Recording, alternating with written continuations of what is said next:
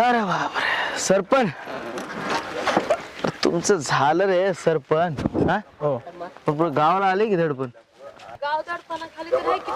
अबा इंदू, तुझं वजन बघ आणि तू बोलते काय.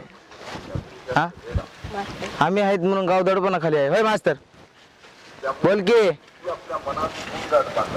बघ आता तिकडे बघ, फौज बघ कशी आली.